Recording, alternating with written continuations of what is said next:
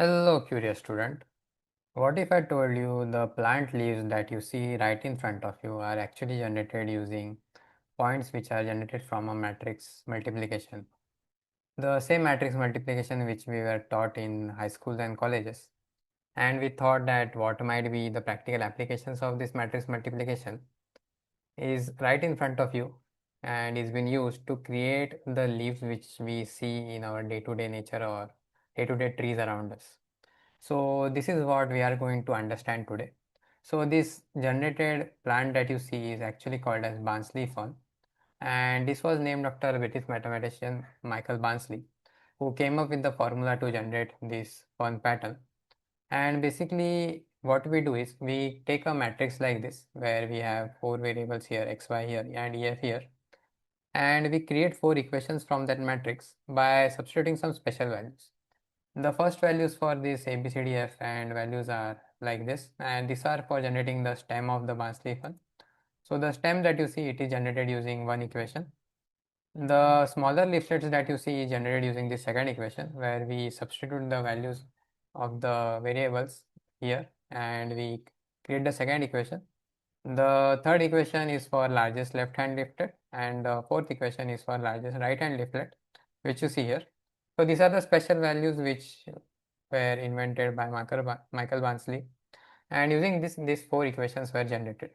Now what we do next is we add some values to x and y, which are carefully chosen, and using these values we come up with some coordinates on the graph.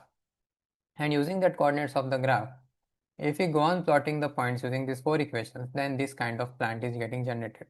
If I move the slider to 0, you will see that there are no points. If I go on increasing to, let's just say, 500 and so on and so forth, you'll see that slowly the points are getting plotted on this canvas or this graph, right? So these points that you see are actually generated using these four equations. And once you go on plotting these points on a large scale, like if you go on plotting somewhere around, let's just say 3 lakh or 3 lakh 50 points, you will see a beautiful fern getting generated. And this fern is actually generated using this equation, and each point that you see on this fern is actually an individual point which is generated using these four equations. And once you substitute the values for x and y, you get interesting patterns like this.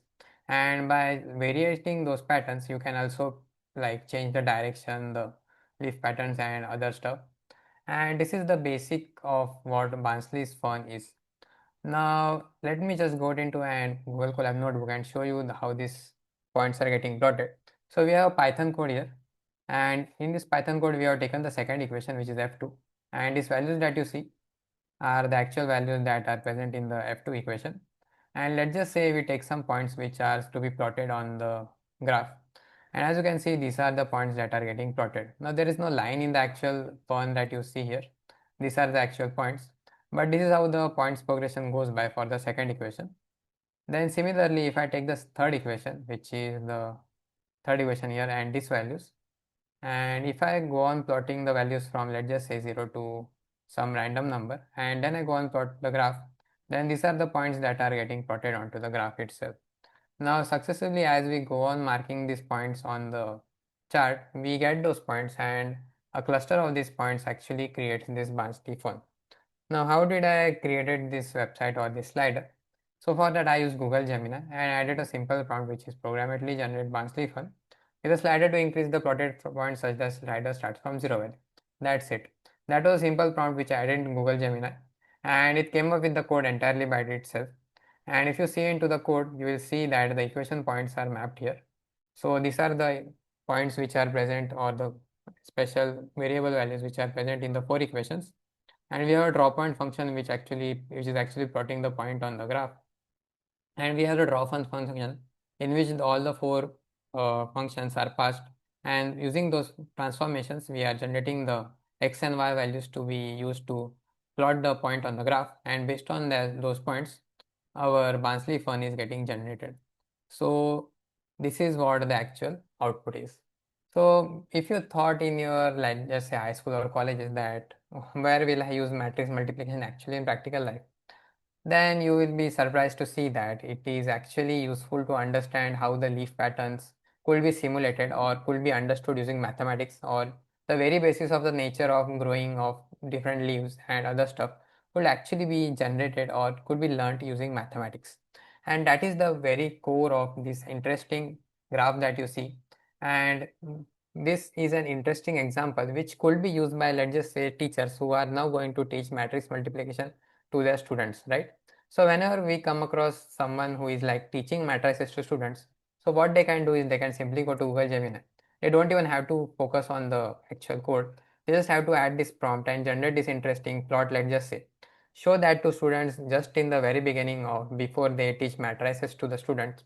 That way their curiosity will get piqued that how such things could be actually generated or could be predicted using mathematical formula. And then if they start teaching matrices, then in that way the interest of the students will greatly increase into the actual subject. So these are some practical examples of how teaching could be improved using AI assisted tools and how AI assisted tools can actually take a part or improve the style of teaching of teachers as well as style of learning for students. We can make the content much more interesting and engaging for students now, and it could be easily explained to students in such a manner. Now the same thing, if I would have had to code, then it would have taken me weeks, but right now it just takes me 10 to 20 seconds to just write the prompt and come up with the actual website, and then let's just say copy it into somewhere like CodePen and show it to students. Pretty simple, pretty easy. And using these tools, the teaching could be greatly improved.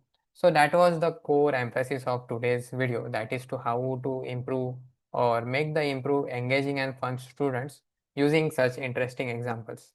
So I hope you found the video useful. Go ahead and use this prompt and type into Google Gemini and generate this Barnsley Fern. If you found this example useful and be able to be shared to be others, then come back to this video and like the video. Subscribe to this channel because I'm going to share more such interesting examples using Google Gemini in my upcoming video series.